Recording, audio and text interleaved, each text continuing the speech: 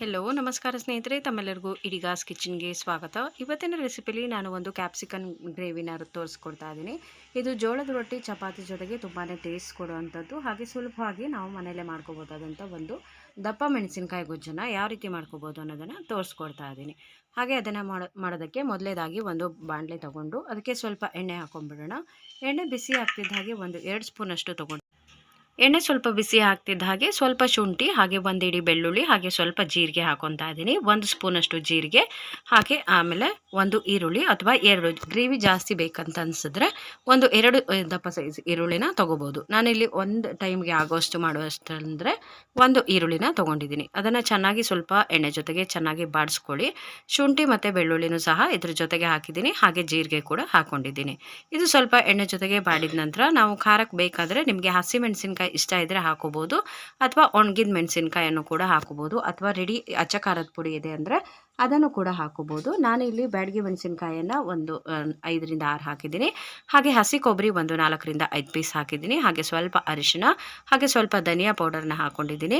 ಖಾರಕ್ಕೋಸ್ಕರ ಬ್ಯಾಡಗಿ ಮೆಣಸಿನಕಾಯಿ ಹಾಕಿದ್ದೀನಿ. ಇದನ್ನು ಚೆನ್ನಾಗಿ ಬಾಡಿಸಿದ್ದಾಗಿದೆ. ಇವಾಗ ಇದು ಸ್ವಲ್ಪ ತಣ್ಣಗಾದ್ಮೇಲೆ ಒಂದು ಮಿಕ್ಸಿ ಜಾರ್ಗೆ ಹಾಕ್ಕೊಂಡು ಒಂದು ಕಾಲು ಕಪ್ಪಷ್ಟು ಕಡಲೆಕಾಯಿ ಬೀಜನ ಹುರಿದು ಸಿಪ್ಪೆ ತೆಗೆದಿಟ್ಕೊಂಡಿರೋಂಥ ಕಡಲೆಕಾಯಿ ಬೀಜನ ಹಾಕಿದ್ದೀನಿ. ಸ್ವಲ್ಪ ಹುಣಸೆಹಣ್ಣು ಹಾಕ್ಕೊಂಡು ಚೆನ್ನಾಗಿ ಪೇಸ್ಟ್ ಮಾಡ್ಕೊಂಡು ಬರಬೇಕು. ಈ ರೀತಿ ಪೇಸ್ಟ್ ರೆಡಿ ಆಗಿದೆ. ಇವಾಗ ನಾವು ಗ್ರೇವಿ ಮಾಡೋದಕ್ಕೆ ಇವಾಗ ಒಂದು ಬಾಣಲೆ ತೊಗೊಂಡು ಅದಕ್ಕೆ 2ರಿಂದ 3 ಸ್ಪೂನಷ್ಟು ಎಣ್ಣೆ ಹಾಕಿದ್ದೀನಿ. ಎಣ್ಣೆ ಹಾಕಿದ ನಂತರ ಅದಕ್ಕೆ ಸ್ವಲ್ಪ ಕರಿಬೇವಿನ ಎಲೆ, ಹಾಗೆ ಈರುಳ್ಳಿ, ಇದಕ್ಕೂ ಸಹ ಹಾಗೆ ಈರುಳ್ಳಿ ಬೇಕನ್ಸಿದ್ರೆ ದಪ್ಪ ಹಾಗೆ ಕ್ಯೂಬ್ ಟೈಪಲ್ಲಿ ಕಟ್ ಮಾಡ್ಕೋಬೋದು, ಅಥವಾ ಈ ಥರ ಉದ್ದುದಾಗಿ ಸಹ ಕಟ್ ಮಾಡ್ಕೋಬೋದು. ಸ್ವಲ್ಪ ಚೆನ್ನಾಗಿ ಎಣ್ಣೆ ಜೊತೆಗೆ ಬಾಡಿಸಿದ ನಂತರ ಒಂದು ಟೊಮೆಟೊ ಹಾಗೆ ಒಂದು ಕ್ಯಾಪ್ಸಿಕಮನ್ನು ಉದ್ದುದಾಗಿ ಸೀಳ್ಬಿಟ್ಟು ಹಾಕಿದ್ದೀನಿ. ನಿಮಗೆ ಯಾವುದೇ ಶೇಪಲ್ಲಿ ಬೇಕಾದರೂ ಕಟ್ ಮಾಡ್ಕೋಬೋದು, ಚಿಕ್ಕದಾಗಿ ಕೂಡ ಕಟ್ ಮಾಡ್ಕೋಬೋದು. ಹಾಗೆ ಚೆನ್ನಾಗಿ ಬಾಡಿಸಿದ ನಂತರ ಇದಕ್ಕೆ ಸ್ವಲ್ಪ ಉಪ್ಪು ಹಾಕ್ಕೊಂಡು ಎಣ್ಣೆ ಜೊತೆಗೆ ನೀಟಾಗಿ ಮಿಕ್ಸ್ ಮಾಡಿ ಕ್ಲೋಸ್ ಮಾಡಿ ಒಂದು 5ರಿಂದ 10 ನಿಮಿಷ ಇಟ್ಬಿಡೋಣ. ಇವಾಗ ಚೆನ್ನಾಗಿ ಬಾಡಿಸಿದಾಗಿದೆ. ಒಂದು 10 ನಿಮಿಷ, ಒಂದು 8 ನಿಮಿಷ ಆದ ನಂತರ ಕ್ಯಾಪ್ಸಿಕಮ್ ಸಾಫ್ಟ್ ಆಗಿರುತ್ತೆ, ಗೊತ್ತಾಗುತ್ತೆ ನಮಗೆ. ಹಾಗೆ ಇವಾಗ ಇದಕ್ಕೆ ಕ್ಲೋಸ್ ಮಾಡಿ ಸೈಡಲ್ಲಿ ಇಟ್ಕೊಂಡು ಇದಕ್ಕೆ ಸ್ವಲ್ಪ ನಾನು ರೆಡಿ ಮಾಡಿ ಇಟ್ಕೊಂಡಿರೋಂಥ ಮಸಾಲೆನ ಸೇರಿಸ್ತಾ ಇದ್ದೀನಿ. ಮಸಾಲೆ ಚೆನ್ನಾಗಿ ಸೇರಿಸಿದ ನಂತರ ಸ್ವಲ್ಪ ಜಾಸ್ತಿ ನೀರು ಹಾಕೊಳ್ಳೋಕೆ ಹೋಗಬೇಡಿ. ಅದೇ ಥಿಕ್ನೆಸ್ಸಲ್ಲಿ ಇರಲಿ. ಸ್ವಲ್ಪ ನೀರು ಮಾಡಿಕೊಂಡ್ರೆ ಚೆನ್ನಾಗಿರಲ್ಲ ಟೇಸ್ಟು. ನೀಟಾಗಿ ಮಿಕ್ಸ್ ಮಾಡಿ ಕ್ಲೀನಾಗಿ ಮಿಕ್ಸ್ ಮಾಡಿದ ನಂತರ ಇದಕ್ಕೆ ಉಪ್ಪು ಹಾಗೆ ಸ್ವಲ್ಪ ಬೆಲ್ಲ ಹಾಕ್ಕೊಂಡ್ರೆ ಚೆನ್ನಾಗಿರುತ್ತೆ. ಬೆಲ್ಲ ಹಾಕೋದ್ರಿಂದ ನಮಗೆ ಜೋಳದ ರೊಟ್ಟಿಗೆ ತುಂಬಾ ಟೇಸ್ಟ್ ಕೊಡೋವಂಥದ್ದು. ಹಾಗೆ ನೋಡಿ ಇವಾಗ ಚೆನ್ನಾಗಿ ಎಣ್ಣೆ ಬಿಟ್ಕೊಂಡಿದೆ, ನೀಟಾಗಿ ಮಿಕ್ಸ್ ಮಾಡಿದ್ದಾಗಿದೆ.